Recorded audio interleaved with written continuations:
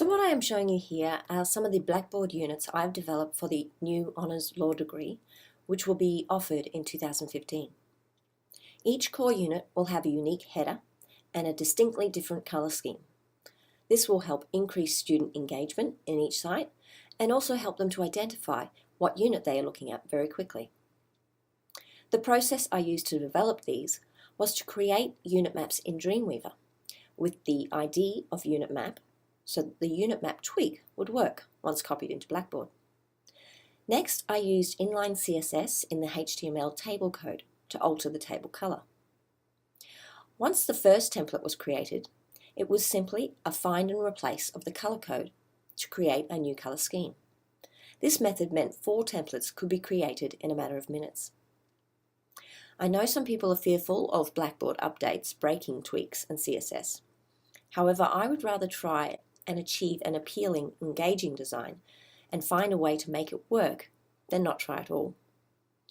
I will be part of the testing group for the new version of Blackboard, and if the upgrade somehow breaks the CSS code, it should be a matter of simply pasting the Dreamweaver code over the broken code. I am a process person. I plan ahead and find the most efficient way of doing things before I start developing. So after I developed the Dreamweaver unit map, I created one Blackboard unit with folders for 13 weeks of lectures and 13 weeks of tutorials, each already having items for lecture slides, Echo 360 tools, etc.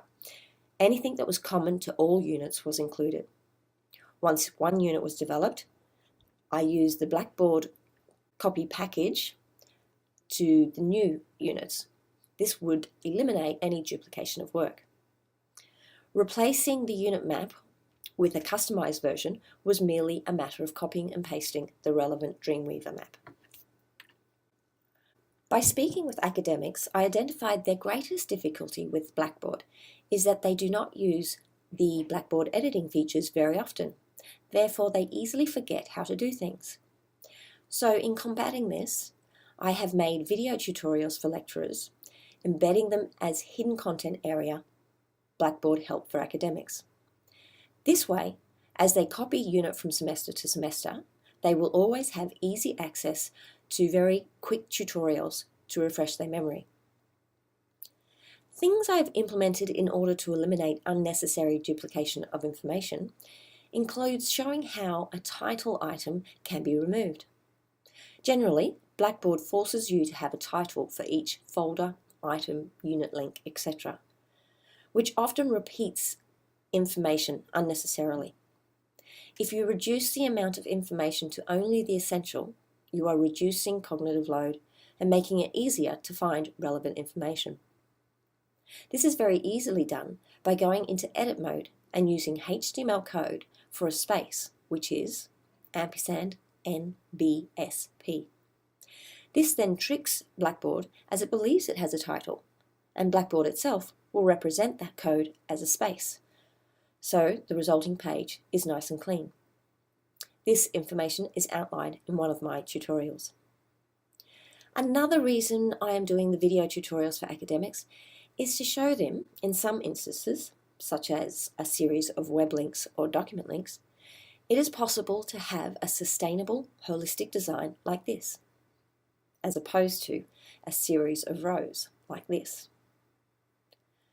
The principles are quite simple, and the short video tutorial shows them how to use the Blackboard tools you see here.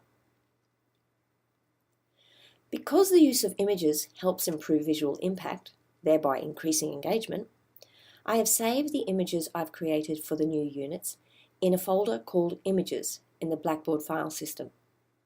This allows academics to create new content and have access to suitably designed images. Of course, the use of an image also provides a visual marker, so previously viewed content can be found easily at a later date. One of the recommendations that I made was the concept of how are you travelling. This is a reviewing stage. The idea is to provide students with short quizzes every few weeks on the key concepts covered within those weeks, using a graphical scale for them to compare their results and to prompt them to seek assistance if need be. The essential part of this role is to use pedagogy when working with academics to develop online activities, making sure that we are achieving the blended learning format that we have committed to in our academic plan. The example I'm showing here is made in Articulate Quizmaker and was done for Torts A.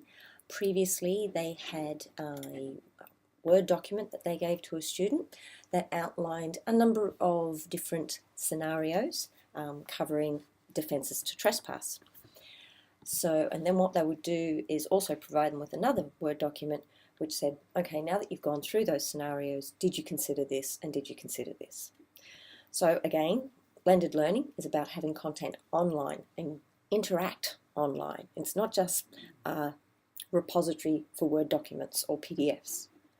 So as we go along, we're reading examples about legal problem solving, told what part of the textbook they should be reading that is relevant to the scenario they're about to read. And then as they read the first scenario, they can actually type in think about it, type in their answer, and when they submit it, they're actually given feedback straight away saying, right, did you consider the scope, purpose of the consent? So this way, formative assessment that allows them to critically think about the scenarios and it allows them to continue to come back to the online content, to do a bit more reading, to get a bit more experience, and then think, oh, would I think differently about these scenarios now? And go back and try again. And we go through a number of scenarios, once again using a simple, clean design with relevant images, which gives it a professional look and a look of quality. I'm mindful that this clip is going on too long, so I'm just going to quickly show you some stuff that I did last year with SEF, Science Engineering Faculty. This was a community site and it was designed for the academics to have access to information about designing course, approaches to teaching and learning, assessment and evaluation. So it's a dynamic image map once again.